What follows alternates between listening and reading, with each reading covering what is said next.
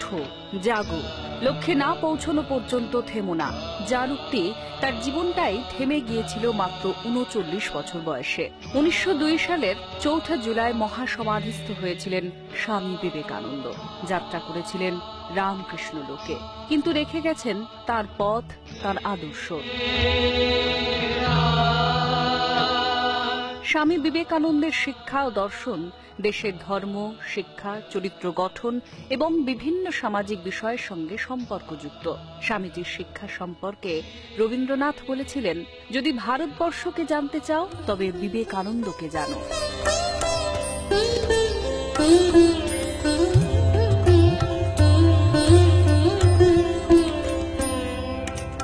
স্বামী বিবেকানন্দ মনে করতেন, শিক্ষা হলো পরিপূর্ণতার এক প্রকাশ, আর তা থাকে মানুষের মধ্যেই। শিক্ষাকে তিনি মানুষ তৈরি করার, জীবন দানের ও চরিত্র গঠনের মাধ্যম বলেই মনে করতেন। তার কাছে শিক্ষা এক মহান চিন্তার সমষ্টি হয়েই ধরা দিয়েছে। এই শিক্ষা ছিল তার কাছে ইতিবাচক, কারণ তিনি মনে করতেন নেতিবাচক চিন্তা মানুষকে দুর্বল করে দেয়। বলেছিলেন, যদি ছোট ছোট ছেলে মেয়েদের সবসময় দোষারোপ না করে উৎসাহিত করা হয়, তবে তারা একসময় উন্নতি করবেই।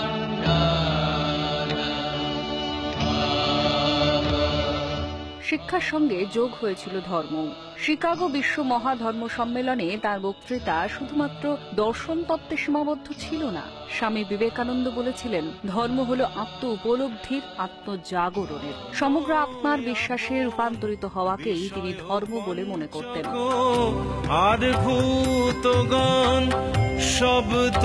তিনি বলেছিলেন, ধর্ম হলো মানুষকে পশু থেকে মানুষে এবং তারপর মানুষ থেকে দেবতায় রূপান্তরিত হওয়ার এক মাধ্যম। Sisters and brothers of America, it fills my heart with joy unspeakable to rise in response to the warm and cordial welcome which you have given us. I am proud to belong to a religion which has taught the world both tolerance and universal acceptance. We believe not only in universal toleration, but we accept all religions as true.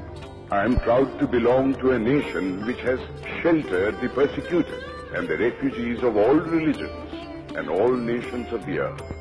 I am proud to belong to the religion which has sheltered and is still fostering the remnant of the grand Zoroastrian nation.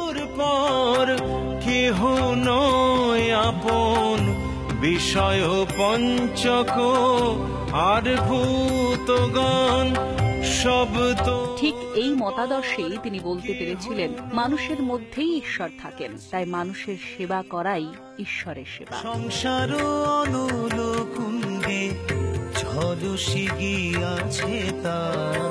আজ দেশ জুড়ে যখন অসহিষ্ণুতার বাতাবরণ ঘুরপাক খাচ্ছে, তখন প্রবলভাবে প্রাসঙ্গিক হয়ে পড়েন স্বামী বিবেকানন্দ, তাঁর ধর্ম, তাঁর দর্শন। তাঁর মতে জগতের সবচেয়ে বড় দুর্ভাগ্য হলো একটা ধর্মের মানুষের অপর ধর্মের মানুষের প্রতি সহিষ্ণুতার অভাব। তিনি বলেছিলেন, আমাদের শুধু সহিষ্ণুই হতে হবে না, বরং অন্য মতকেও গ্রহণ করতে হবে, কারণ সব ধর্মের সার কথাই হলো সত্য। তাই বরাবরই মনকে নিজ নিকেতনে চলতে দিতে চেয়েছিলেন তিনি।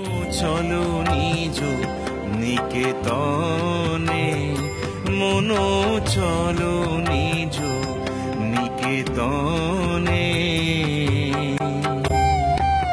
তার কাছে আত্মবিশ্বাসটাই ছিল ঈশ্বর বিশ্বাস। বলেছিলেন, বিশ্বের ইতিহাস হলো কয়েকটি আত্মবিশ্বাস সম্পন্ন মানুষের ইতিহাস। মনে করতেন, নিজের ওপর বিশ্বাস থাকলেই অন্তরের দেবত্ব জাগরিত হয়। তাই তিনি বলেছিলেন, ৩৩ কোটি দেবদেবীতে বিশ্বাস থাকলেও কারো যদি আত্মবিশ্বাস না থাকে, তবে তার মুক্তি ঘটবে না। মুক্তিপথের এই অগ্রদূত ভালোর শক্তিতে দৃঢ় বিশ্বাস রাখতে বলেছেন।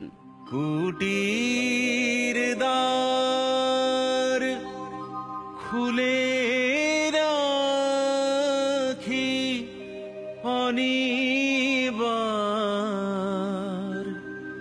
কৃপা করি।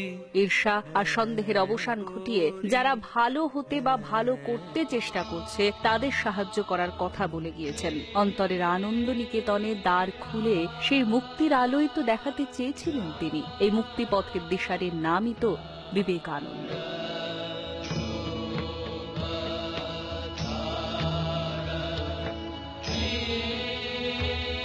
দেশের যুব সম্প্রদায়কে পথ দেখানোর মন্ত্রই তো তাঁকে করেছে যুগনায়ক। তাই 12ই জানুয়ারি শুধুমাত্র স্বামী বিবেকানন্দের জন্মদিবস কিংবা জাতীয় যুব দিবস নয়, তাঁর জন্মদিন আমাদের নতুন করে শপথ নেওয়ার দিন, অন্ধকারের উৎস হতে আলোয় উত্তরণে অঙ্গীকারের দিন।